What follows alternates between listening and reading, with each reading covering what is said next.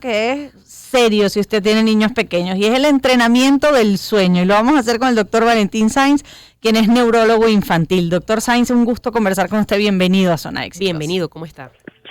Gracias, bueno, saludos a toda tu audiencia. Bueno, un placer estar con ustedes y poder pues colaborar con este tema, que es un tema de pasión para mí, no solo como neurólogo infantil, sino como somnólogo, especialista en medicina del sueño. Para mí esto es quizás uno de los temas más complejos y complicados por experiencia propia de la maternidad. Pero ¿por qué es tan importante el sueño y que sea independiente y no en la cama de los padres? Bueno, aquí varias observaciones. Primero, obviamente, el sueño es una parte importante del neurodesarrollo. Cuando estamos dormidos no estamos estacionados en un estacionamiento sin hacer nada. El sueño tiene un proceso activo, tiene una función. Pasamos la tercera parte de la vida durmiendo, pues obviamente tiene una función, y la medicina hoy en día ya se dedica a estudiar al individuo no solo cuando está despierto, que era lo que decía la medicina tradicional, sino el estudio del individuo, de la persona cuando está dormida. Y es que en el sueño, varias funciones, una de ellas cristalizar memoria, tanto la memoria explícita, que es la memoria verbal, como la memoria implícita de procedimientos. Si estamos hablando de un niño, pues entendemos claramente que lo que es memorizar palabras, lenguaje, memorizar procedimientos para caminar, para gatear, que son procedimientos, requiere del sueño. Lo que aprendemos en el día lo fijamos en la memoria a largo plazo durante la noche. Si no, lo que aprendemos en el día y no dormimos bien, lo olvidamos en la noche. Entonces, en el desarrollo infantil es fundamental, no solo para el crecimiento corporal, porque, bueno, ya lo dicen las abuelas, hay que dormir para que crezca. Y es cierto, porque en la primera fase del sueño profundo de cada noche es cuando liberamos hormonas de crecimiento. Obviamente a estas edades es fundamental. Entonces, sí, el dormir es algo fundamental para los chicos y también para su familia, porque el primer año de vida, como tú bien lo has dicho, es un año muy difícil. Inclusive hay quienes se han dedicado a estudiar cuántas horas de sueño perdemos los padres el primer año de la vida de nuestros hijos. Todas.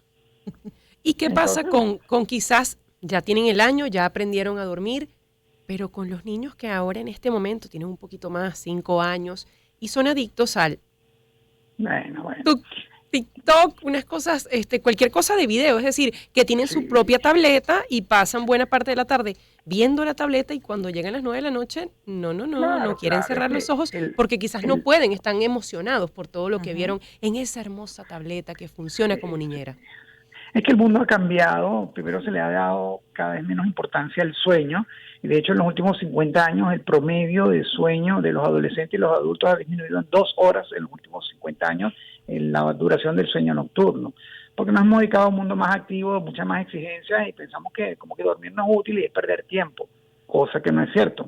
Y bueno, para un poco puntualizar lo que estás diciendo, primero, el primer año de vida, el problema es que muchas veces no hay un trastorno del sueño como tal en el niño. Tenemos problemas con el sueño del niño, porque a veces queremos que el niño duerma como yo necesito que duerma, y no entendemos cuál es la fisiología normal del sueño en el primer año de vida, sobre todo en los primeros meses de vida.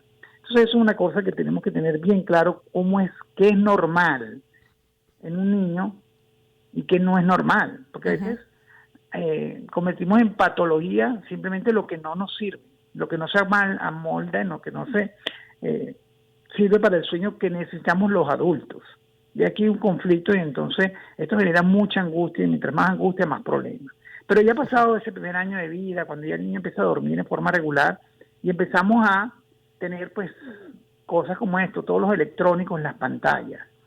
Desde que la vida es vida, hemos estado expuestos a luz y oscuridad, cosa que cambiamos desde que inventamos el bombillo, pero ahora con las tabletas, pues bueno, podemos tener luz, contacto social y actividad social incluso las 24 horas del día.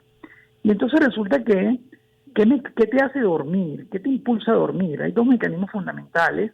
Uno es el mecanismo C o circadiano, que es de 24 horas. Nosotros tenemos en el cerebro un reloj biológico que, aunque yo no tenga el reloj, me da hambre siempre a la misma hora, porque como a la misma hora, y me da sueño a la misma hora. Tengo un ritmo biológico establecido. Ese ritmo se llama ritmo circadiano y está comandado por la exposición a la luz y a la oscuridad. Eso es lo que mantiene ese reloj sincronizado. Es el sincronizador o el dador de tiempo por excelencia, la luz. El otro mecanismo es el mecanismo homeostático o ese, que depende de cuántas horas llevo en vigilia. Si llevo muchas horas en vigilia, voy acumulando una presión y cuando se abre la compuerta, porque es la hora de dormir, entro en sueño. Pero ¿qué ha pasado con los electrónicos? Nos exponemos a una luz, estas pantallas planas además tienen una luz, una longitud de onda que es fundamentalmente luz azul. Sí. Y la luz azul es la que más inhibe el sueño, inclusive más que la sol directa, que la luz del sol. Entonces, ¿por qué? Porque esa luz bloquea la liberación de melatonina, que es el neurotransmisor de la oscuridad. Entonces, simplemente le mando una señal a mi cerebro, es de día, no hay que dormir.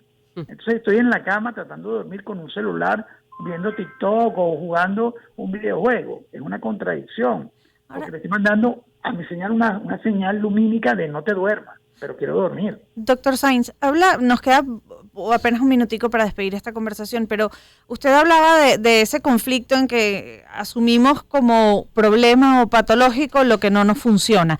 ¿Qué es lo normal? ¿Es normal que un niño ya a los 5 meses duerma la noche corrida? ¿Cuáles son quizás esas cosas a las que los padres tenemos que ajustar en términos de expectativas? Primero entender, los primeros meses de vida, el bebé tiene que despertarse. Los despertares en un bebé de pocos meses son normales y necesarios. En primer lugar, porque la capacidad de su estómago es muy pequeña. Puede ser recién nacido del tamaño de una aceituna, y cuando va creciendo pues llega al tamaño de un huevo. Entonces dice, ¿cuánto alimento puedo guardar allí? ¿Cuánto tiempo puedo estar sin comer? Y más si me alimento con leche materna, que se digiere muy fácil. Entonces tengo que despertarme para comer, si no corro el riesgo de hacer hipoglicemia, si paso mucho tiempo en ayuno.